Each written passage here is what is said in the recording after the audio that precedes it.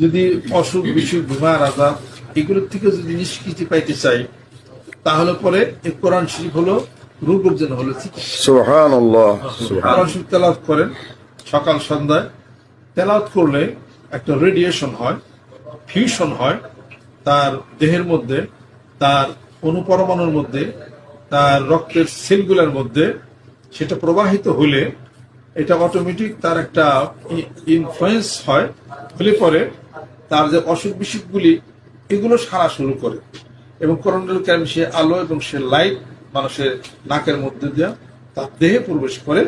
এজন্য আল্লাহ পাক বলেন, অনুনাজ্জিলু মিনাল কোরআনি মা হুয়া শিফাউন ওয়া রাহমাতুল লিল মুমিনিন, মুমিনদের জন্য রহমত এবং এটা হলো একটা রোগের হলো একটা ঔষধ এবং চিকিৎসা। সুবহানাল্লাহ, সুবহানাল্লাহ। সূরা বনী ইসরাঈল আমরা ঠিকমতো যদি পড়ি তাহলে পরে দেখা যাবে যে জীবন গঠনের অনেক কিছু আল্লাহ পাক এখানে।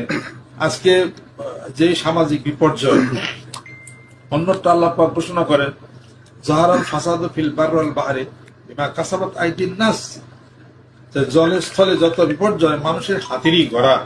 ইন্নাল্লাহা লা ইউগাইয়িরু মা বিকওমিন হাত্তা ইউগাইয়িরু মা বিআনফুসিহিম, আল্লাহ পাক ঘোষণা করেন এই সমস্ত বিপর্যয় যাহা কিছু আছে মানবের, সব তাদের নিজেদের হাতেরই সমস্ত হলো, এটা হলো হাতেরই হলো ভরা।